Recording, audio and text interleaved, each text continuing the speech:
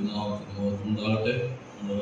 യേശുക്രിസ്തുവിന്റെ ജനന മരണ പുനരുദ്ധാനത്തെ കുറിച്ച് സ്മരിച്ചുകൊണ്ടിരിക്കുന്നതായ ഈ സന്ദർഭത്തിൽ അതിനോട് ചേർന്ന് മർക്കോസ് സുവിശേഷത്തിൽ നിന്ന് വാക്യങ്ങൾ മർക്കോസ് സുവിശേഷം 15-ാം അധ്യായത്തിന്റെ 15-ാം വാക്യം.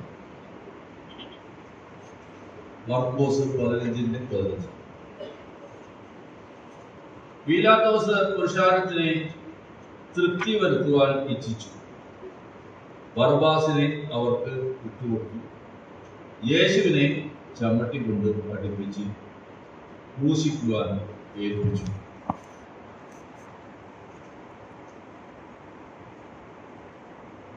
പുരുഷാരത്തിനെ തൃപ്തി വരുത്തുവാൻ ഇച്ഛിച്ചുകൊണ്ടാണ് ബർബ്ബാസിനെ അവർക്ക് വിട്ടുകൊടുക്കുകയും യേശുവിനെ ചമ്മട്ടി അടുപ്പിച്ച്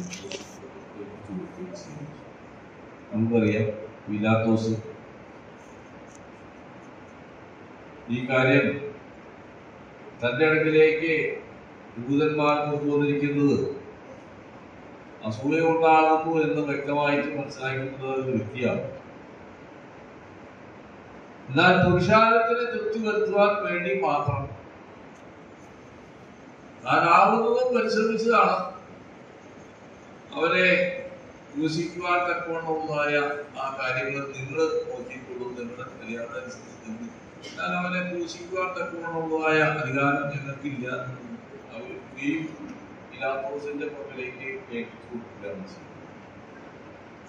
നമുക്കറിയാം, കർത്താവിനെ യഹൂദന്മാരെ പിടിച്ചുകൊണ്ട് പോയിട്ട് ഹന്നാവിന്റെ അടുക്കലേക്കാണ്, ഹന്നാസിന്റെ അടുക്കിലേക്കാണ് ആദ്യം ഏൽപ്പിച്ചത്. അവൻ വളരെ ജനസമ്പന്നനായിട്ടുള്ള ജനസമ്പന്നനായിട്ടുള്ള വ്യക്തി എന്നുള്ളത് ഹന്നാവിന്റെ അടുക്കൽ. എന്നാൽ ഹന്നാവ് അവനെ കയ്യപ്പാവിന്റെ അടുക്കിലേക്ക് അയക്കും. കയ്യപ്പാവ് സന്നിധിര സംഘത്തിൻ്റെതായിട്ടുള്ള 70 അംഗങ്ങൾ അടങ്ങുന്നതായ സംഘമാണ് സന്നിധിര സംഘം, നമുക്കറിയാം. ആ സംഘത്തിന്റെ അടുക്കിലേക്ക് അയച്ചു. എന്നാൽ പിന്നീട് പീലാത്തോസിന്റെ അടുക്കിലേക്ക് അയക്കുകയാണ് ചെയ്തത്. പീലാത്തോസ് ഒരു ശ്രുതി കേട്ടു, ഇവൻ ഗലീലക്കാരനാണ് എന്നുള്ള രൂപത്തിൽ കേട്ടപ്പോൾ ഹെരോദാവ് അവിടെ യെരൂശലേമിലുണ്ട് എന്ന് പറഞ്ഞിട്ട്, എന്നാൽ പിന്നെ അത് ഹെരോദാവിന്റെ ചുമതലയിരിക്കില്ലേ എന്ന് വിചാരിച്ച് ഹെരോദാവിന് വിട്ടുകൊടുക്കാൻ ശ്രമിച്ച് ഫലമുണ്ടായില്ല. ഹെരോദാവ് അവനെ തിരിച്ച്, കാര്യം ഗലീല ഒക്കെയും ഹെരോദാവിന്റെ അധീനതയിൽപ്പെട്ടതായ ആ സ്ഥലമായിരുന്നു, ഗർഭത്തിന് കീഴിലുള്ളതായിരുന്നു. എന്നാൽ ഹെരോദാവ് വീണ്ടും പീലാത്തോസിന്റെ ഇതിങ്ങനെ തട്ടിക്കളിക്കുകയാണ്. യഹൂദന്മാരുടെ പക്ഷത്തിലേക്ക് നോക്കുവാൻ തക്കവണ്ണം ശ്രമിക്കുന്നു. പിന്നീട് പീലാത്തോസിന്റെ അടുക്കിലേക്ക് പീലാത്തോസ് രാജാവിന്റെ ഇത് കാര്യം അവർക്ക് ആരെയും ക്രൂശിക്കുവാനോ കൊല്ലുവാനോ ഒക്കെ തക്കവണ്ണമുള്ളതായ അധികാരമുള്ളതായ വ്യക്തികളാണ്. എന്നാൽ യാതൊരു കുറ്റവും ചെയ്തിട്ടില്ല. അവർ ചെയ്ത കുറ്റം എന്ത് എന്ന് ചോദിച്ചിട്ട് അവർക്ക് മറുപടി പറയാൻ തക്കവണ്ണമില്ല. അവര് പറയുന്നത് അവരെ ക്രൂശിക്കണം എന്നത് മാത്രമേ ഉള്ളൂ. തന്റെ നില ഭദ്രമാക്കുവാൻ വേണ്ടി മാത്രം പുരുഷാരത്തിന്റെ അവരെ തൃപ്തി വരുത്തുവാൻ വേണ്ടി മാത്രമായ കർത്താവായ യേശുക്രിസ്തുവിനെ ക്രൂശിക്കുവാൻ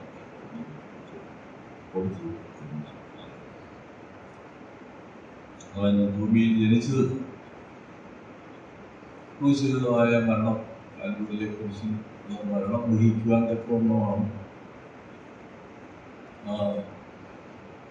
സർപ്പത്തെ ഉയർത്തിയതുപോലെ അതിന്റെ ക്രിയേറ്റവരെ നോക്കുവാൻ തക്കവണ്ണം ഉയർത്തിയതുപോലെ കർത്താവായ യേശുക്രിസ്തുവിനെയും ഉയർത്തേണ്ടതാണ് എന്നാണ് ഓർമ്മിപ്പിക്കുക.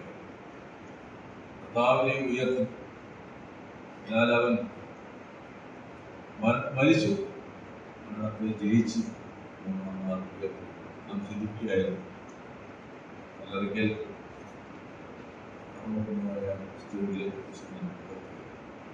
രാവിലെ കർത്താവിന്റെ ജനന മരണ പുനരുദ്ധാനത്തെ ഓർക്കുവാൻ തക്കവണ്ണം ഇന്ന് രാവിലെ നാം ഇടയാക്കി തീർക്കുന്നു.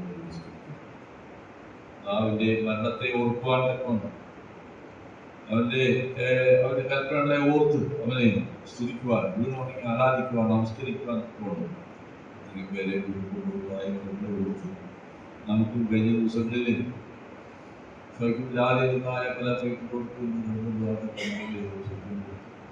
ഇന്ന് പല പ്രിയപ്പെട്ട പലവിധ സ്ഥലങ്ങളിൽ കർത്താവിനെ കഴിഞ്ഞ സുന്ദരാവശ്യമായ മക്കൾക്ക് നമുക്ക് ചേർത്തുകൊണ്ട് പീലാത്തോസ് കേവലം ജനത്തിന്റെ തൃപ്തി വരുത്തുവാൻ വേണ്ടിയിട്ടാണ് അവനെ ക്രൂശിക്കുവാൻ ഏൽപ്പിച്ചു കൊടുത്തതെന്നാൽ തന്നെയും ക്രൂശിമരണം മൂലമാണ് നമുക്ക് വലിയ രക്ഷ കൈവന്നത്. രാവിലെ ആ നിലയിൽ നമ്മുടെ മരണത്തിന് അവന്റെ മരണം പരിഹാരമായി തീർന്നു ഓർത്ത് അവൻ പറഞ്ഞതായ കാര്യമാണ്, ഞാൻ വരുന്നവരെയും ഓർമ്മയ്ക്കായി ജീവിക്കുന്നതായ കാര്യങ്ങൾ നമുക്ക് പോയിട്ടുണ്ടോ.